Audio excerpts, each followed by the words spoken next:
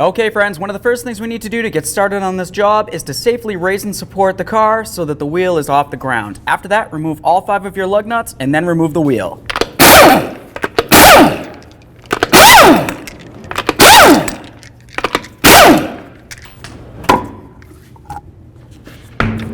If you were to look right here, you're going to see your ABS wire. Go ahead and squeeze on this tab and pull this off. Take a peek at the wiring harness, make sure you don't see any funny colors. If you do, it's corrosion and it needs to be dealt with. Assuming it looks good, let's carefully set this aside. Once you have the wire off, we're going to continue on to removing the mounting bolt for the ABS sensor to the knuckle. Go ahead and use an inverted Torx and remove that bolt. There it is, set that aside. Now let's just spray some penetrant in the localized area. Now the next thing we're going to want to do is try to push back our caliper piston a little bit. Come in between here, give this just a little pry, and make sure this moves. Perfect. Now on the back side of the caliper, you're going to find that there's 2 mounting bolts. Go ahead and remove those, and then we'll set our caliper aside, making sure we don't put any pressure on our flex hose.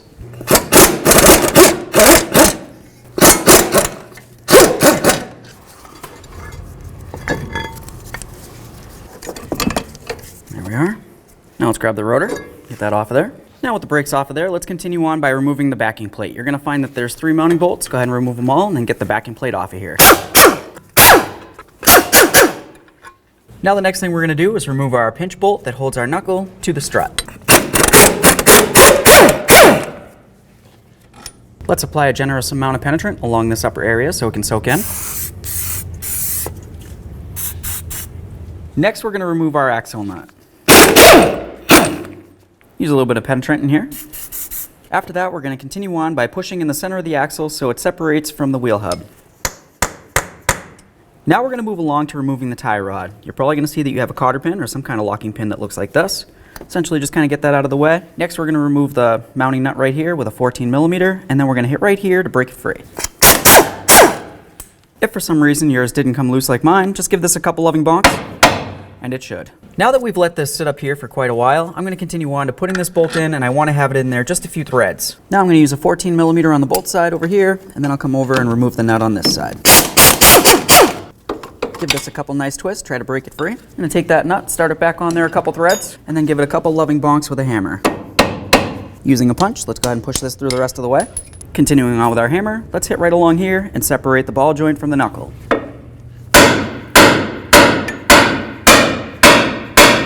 That's good enough for now. I'm just going to spray this with some penetrant. That's going to ensure that this doesn't get restuck. And now we're going to move up along the top here, remove that pinch bolt once again, and then continue with the hammer right up along here. Just be very careful not to damage your ABS sensor.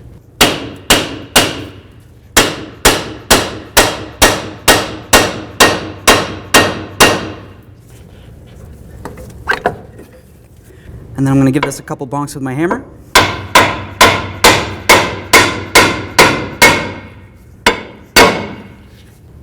Now that that's separated, go ahead and remove your knuckle with your wheel bearing assembly. So the reason why we went ahead and took out the bolt and sprayed around the ABS sensor is because generally it's a good idea to try to remove it. If when you're trying to remove it, you find that it's really stuck in there for some reason, you could just try to remove the bearing with the hub without removing it. Just be very careful not to damage the ABS sensor. Now the next thing we need to do is get our bearing with the knuckle inside of our press assembly here. And essentially what we're going to be doing first is trying to press the actual hub out of the bearing aspect of it.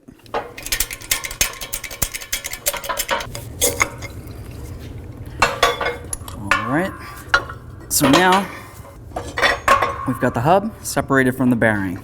Next what we need to do is get this outer race off of here, and then we're going to remove the locking clamp that's holding the bearing into the knuckle itself. There we are. Now behind that you can see where the existing clamp is. We need to continue on by giving this a couple knocks, and then we're going to try to get under it and get it out of here. Theoretically, to get your snap ring out of here, you can continue on by using some snap ring pliers that look like this. Essentially, you'd want to try to get onto each ear, and then of course try to squeeze them in, and that's going to separate it from the knuckle itself. For our particular circumstance, the snap ring is broken, so I'm going to continue on by trying to hold the snap ring from spinning, and then I'm going to come up here and try to break this free and get under here to try to pull it away from the knuckle. So I've got my screwdriver under there. I'm going to try to get under here with my pick just for added protection. There we are. Now you want to be very careful as you try pulling this away because it could potentially come shooting out.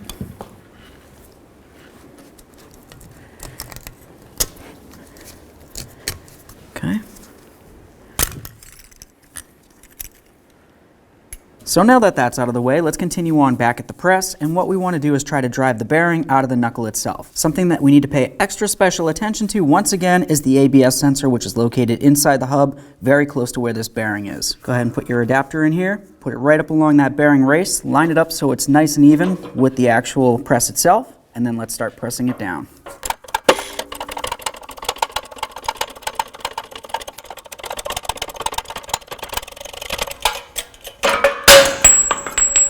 So now that we have the bearing out of there, let's continue on to double checking to make sure we didn't damage the ABS sensor. If it looks like it's cracked or broken in any way, it needs to be replaced. Also, while we're looking inside here, we want to make sure we clean out any debris that might be located in there, because of course it could cause an issue with the installation of our new bearing. Now that the inside of the knuckle is nice and clean, let's continue on by using the bearing that we just removed. Set it like that.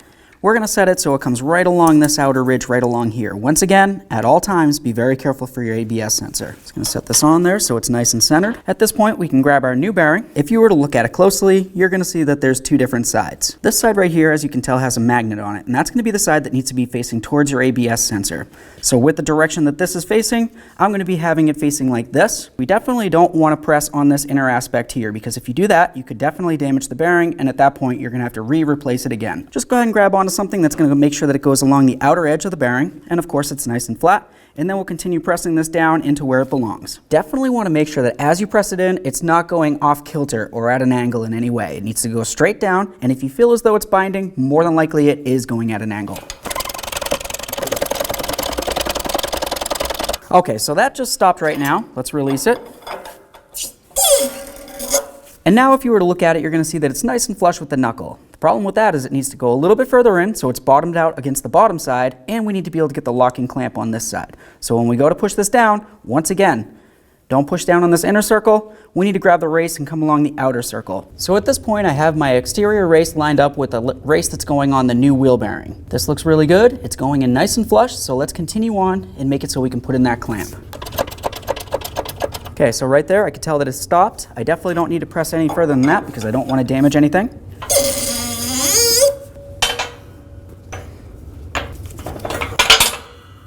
So now that I have it out of the press, I can take a nice clear look and just ensure that I have the bearing pressed in far enough that I can install my snap ring. Back at the bench, let's continue on by getting our snap ring on here. As I said, ours is broken, so of course I can't continue on by using the snap ring pliers.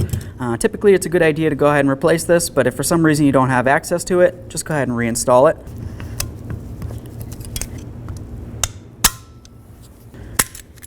Once you feel as though the snap ring's in there, you need to continue on by confirming that it's completely all the way around into the groove. If it isn't, there's a possibility that it could come out, which in turn would be very bad. Just come along the edge very carefully not to damage the bearing, and give it a couple loving bonks.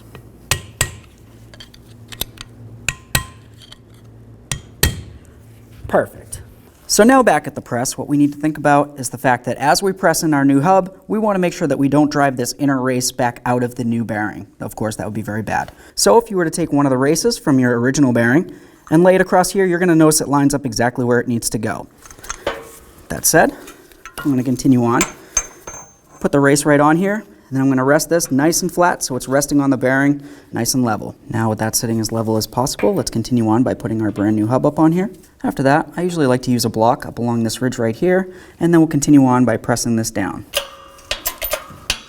All right, so now that I have this touching, I'm just going to pause for a moment and I'm going to inspect everything. I want to make sure everything's going in a nice straight line. This looks perfect. My race underneath is sitting exactly where it needs to be, so I'm going to cause no damage to my brand new bearing. Now I'm just going to slowly press this down and in here, and the whole time I'm doing it, I want to be very careful in case anything happens to break off, but also I want to be looking inside here so that way there I know if I'm causing any damage or even going off kilter.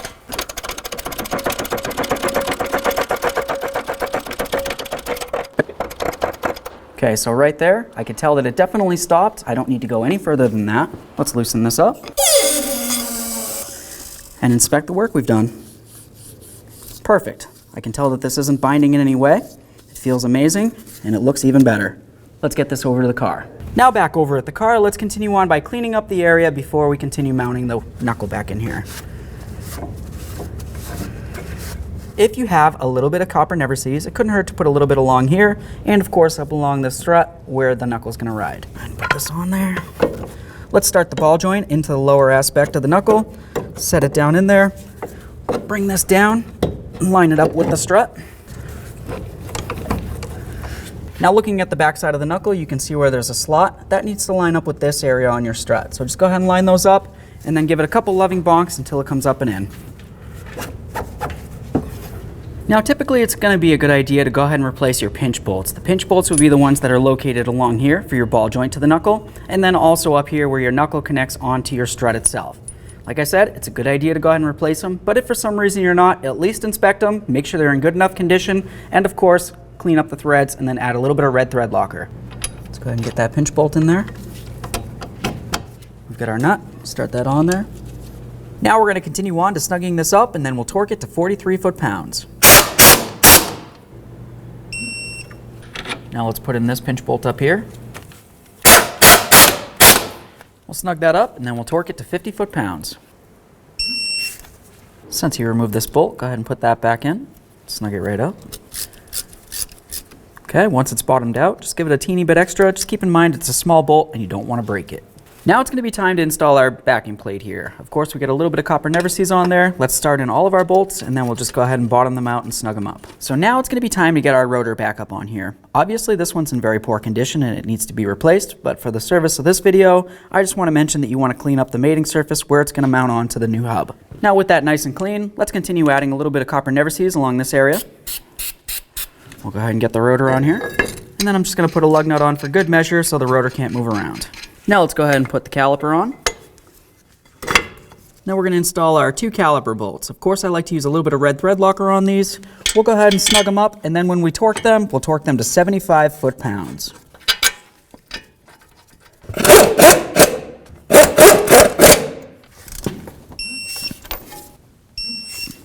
Now let's get our tie rod back on here. Go ahead and snug this up, and then we're going to torque it to 35 foot-pounds.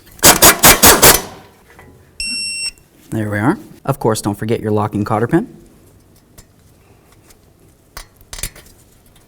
And of course, our ABS wire. Listen for a nice click, give it a tug, make sure it's secured. Typically, it's going to be a good idea to go ahead and replace this axle nut, but if for some reason you're not, it's always a good idea also to use some red thread locker. Typically, it's going to be a good idea to go ahead and replace your axle nut, but if for some reason you're not, go ahead and use a little bit of red thread locker.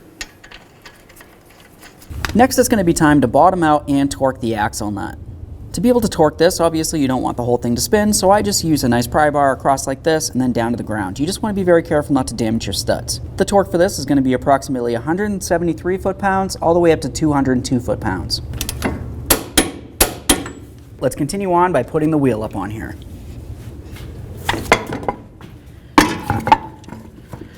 Start on all your lug nuts, bottom it out, we'll get it down on the ground, and then we'll torque them to manufacturer's specifications.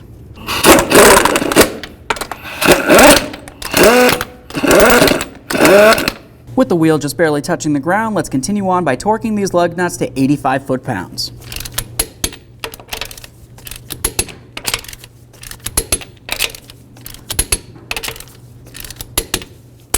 Torqued. Okay friends, so we got the wheel bearing in there. Good for you. The next thing that we need to do is go ahead and pump up that brake pedal, get under the hood and check the brake fluid.